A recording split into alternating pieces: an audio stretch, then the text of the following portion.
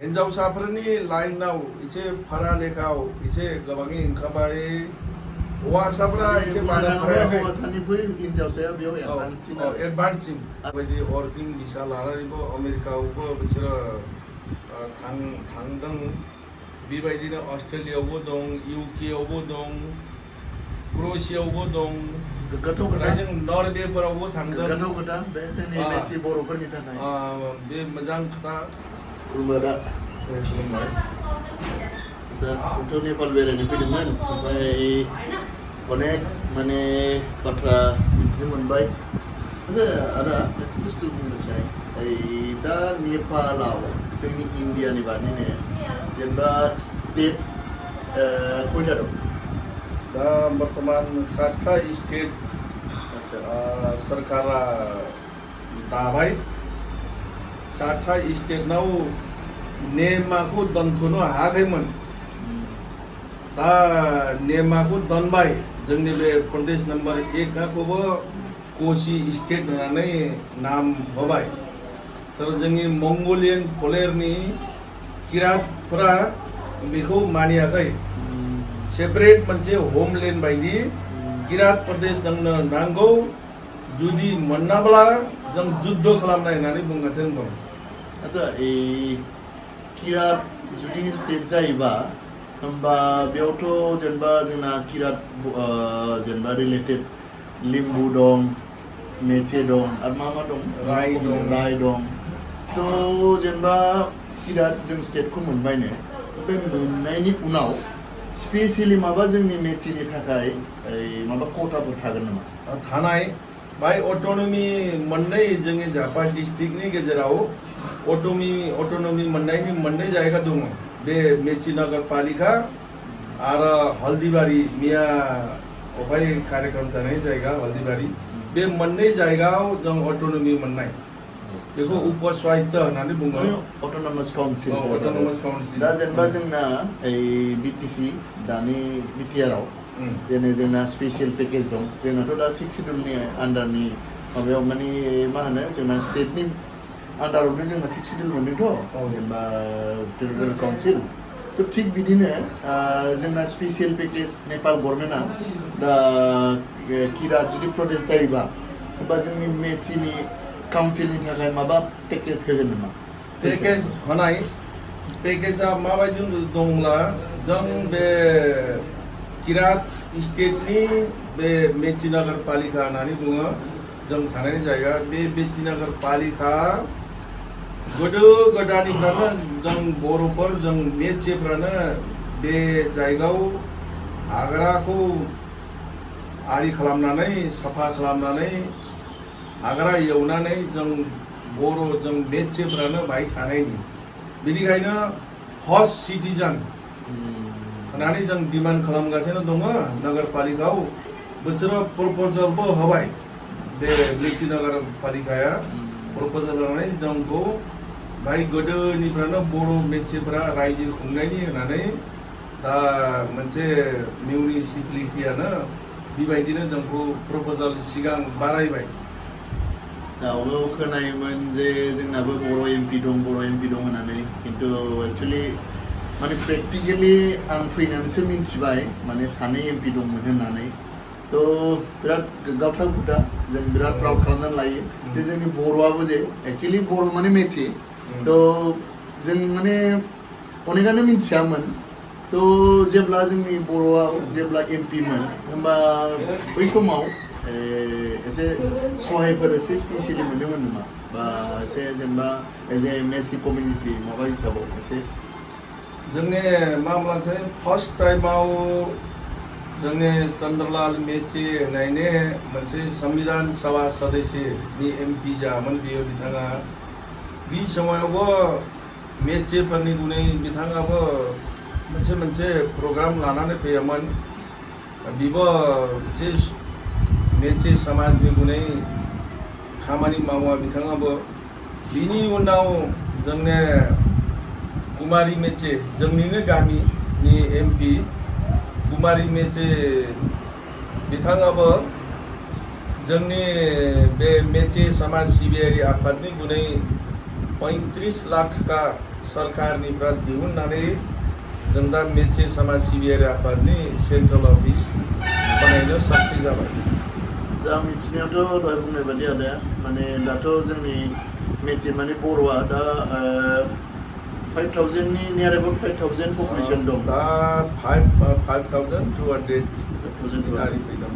थ' जेनेबा जोंनि बर'लेण्डनिफ्राय जुदि बेयाव जुदि हाबा जाफैबा होमबा बेनो जास्ट मोनसे माने आं माने एसे मिथिनो थाखाय माने लुबैदों जे सापज जोंनिफ्रायथ' बेयावबो हाबा जाफैनाय दं थ' बेयाव सिटिजेनशिपखौ माबायदि मोनो? सिटिजेनशिपनि माबायदि दङब्ला नेपालनि बेबस्था दा बर्तमान दा मोनसे बिल लाबोनायनि खोथा इयुनावनि खोथासै दा बर्तमाननि खोथा मामला चाहिँ बर'लेण्डनिफ्राय अथवा आसामनिफ्राय नेपालाव हाबा खालामनानै लाबोयोब्ला जोंनि मामला उजायनि सिटिजेनखौ गारनांगौ। उजाय डिएम ना मा बुङो डिस्ट्रिक्ट मेजिस्ट्रेट बिनि भाइनि डिसिनो सुफैनायसै बेरेखा उजायनि सिटिजेनशिपखौ गारनांगौ माने भाइनि मोननायनि बेबस्था थाबैनो मोननायनि बेबस्था दङ। तर दा मोनसे बिल लाबावदों 7 वर्षसिम वेट खालामनांगौ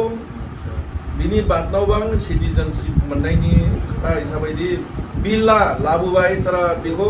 पारित खालामथ'वाखै। आच्छा बेनि एक्चुअलि मा होनो इनकाम सर्सआ जेनेबा बेयाव सार्भिसाव बारा दं ना फार्मिंआव दं ना मायाव बारा बेयाव माने जोंनि मेची माने बर'फोरा मायाव बारा माने मा होनो साख्रियाव बारा दं ना फार्मिं लाइनाव आबादारियाव? जोंनि नेपालनि मेचीफोरनि बुंनो थाङोब्ला हाफ्राबो एसे खमथि दं बारा गैया। जों 8 कट्ठा 10 कट्ठा बिगा मोनसे बिगा मोननै एसे बे हल्दीबारी साइडआव एसे बिगाब्रै बिगाबा एसे लेन्डलर्डफोरबो दङ। दा जोंनि इनकाम सोर्सनिनो जोंनि नेपालनि मेचेने बे एसे माने अमा फिसियो माने माखासे जोंनि बे जोंनि हिन्जावसाफ्रा बिसोरो मा खालामोब्ला दा फरा लेखायाव जोंनि हौवासानिसोलाय हिन्जावसाफ्रा एसे फरायनानै बिसोरो आगयदों। जैसा कि गभर्नमेन्टआ मोनसे हिसाबै फेसिलिटी होदों जोंनि मेचे कमिउनिटिनि जोंनि ट्राइबेलनिफ्राय बिसोरो गभर्नमेन्टनिफ्राय मोनसे आरि होदों फेसिलिटी होदों फरायनो मोननायनि जैसा कि स्टाफ नर्स अनमी नर्सिं फरायनायनि मोनसे व्यवस्था फ्री गभर्नमेन्टआ जानो स्टापेन होदों। बेनिखायनो जोंनि हिन्जावसाफोरनि लाइनाव एसे फरा लेखायाव एसे गोबाङै ओंखारबाय। हौवासाफ्रा एसे बादा फरायाखै। हौवासानिख्रुइ हिन्जावसाया बेयाव एडभान्ससिन आरो आं खोनानो मोनदों जे अनेक जोंनि बर' लाइमोनफोरा इन्टारनेसनेलि माने गुबुन हादोराव थांनानै खामानि मावगासिनो दङ। जेनेबा दुबाइ हक बा माने जियानो जाथों इउर'पियान कान्ट्रिफोरावबो बेनिफ्राय जेनेबा माने खामानिनि थाखाय अनेकानो बेयाव मावगासिनो दं। थ' बे खोथाया माने आं एसे मिथिनो लुबैयो। आच्छा दा जोंनि मा जादोंब्ला दा आमेरिकायावबो जोंनि नेपालिफ्रा एसां स्टाडि भिसा भिजिट भिसा हिसाबै वर्किं भिसा लानानैबो आमेरिकायावबो बिसोरो थांदों। बेबायदिनो अस्ट्रेलियायावबो दं, इउकेआवबो दं, क्र'एशियायावबो दं, जों नरवेफोरावबो थांदों। बे जोंनि मेची बर'फोरनि थाखाय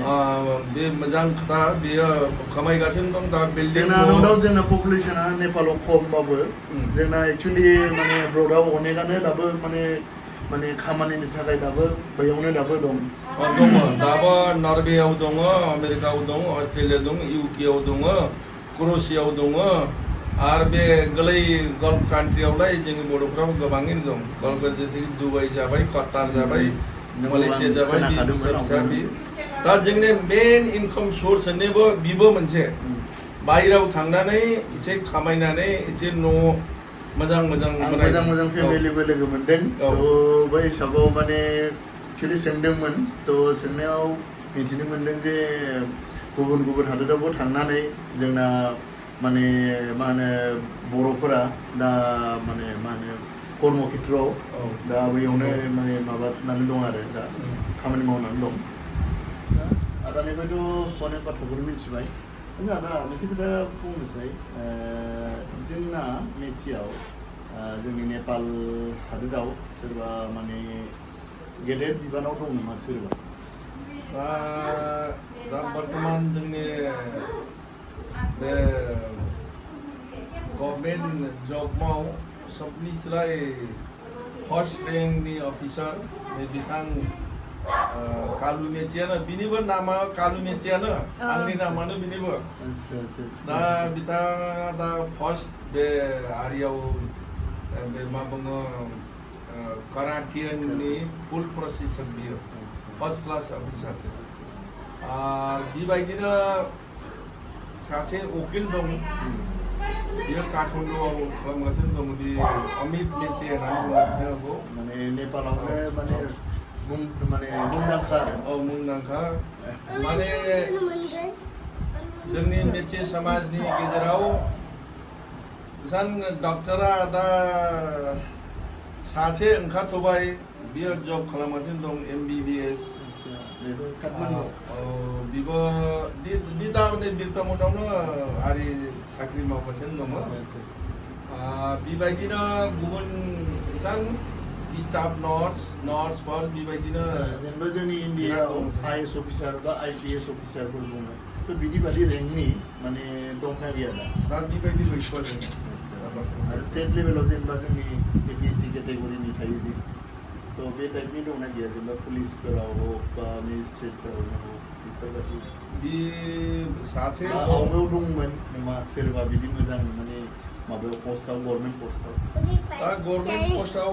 मोजां जायगायाव गैथ'आ आवगाय दंमोन सासे सानै बिसोरो थैनानै थांबाय दा बे थैनानै थांनायखौलाय मा बुंबावनो थेवबाबो जोंनि माने जोंनि जायगानि मानसिफोरा एसे माने मिन्थिनो लुबैयो आरो जोंनि बर'आवबो जे दा जेनेबा जोङो आवगायनि माने बारग' MP नि खोथाखौ माने मिन्थियोमोनबा माने बुस्थुखौ आदा मोननिफ्राय मिन्थिबाय जेनेबा दंमोन होननानै दा बेफोरखौ लानानैबो जों गोग्गाथाव आरो जे दंमोन होननानै दा बर्थमान जोंनि बे इसान मास्टारफोर दङ आर्मिफोर दङ पुलिसफोर दङ गेदेर थाखोनि अफिसारफोर दं गैया बेबायदिनो मोनसे सिनेमा जोंनि बे चलचित्र होननानै बुङो बाहाय सिनेमा सेक्टराव जोंनि सुभाष मेचे होननानै बे सावथुन मुलुगावबो दं जोंनि माने नेपालनि मोनसे हिरो जादों बेबो नेपाली फिल्मनि नेपाली मुभिनि नेपाली सावथुननि थ' जोंनि बर'नि गेजेरावबो मा बुंदोंमोन सुभाष मेचे होननाय दा मोजां माने दा नाम जागासिनो दङ नेपाल हादोराव बेसिनि टाइम होनायनि थाखाय रोजा साबायखर थाबाय।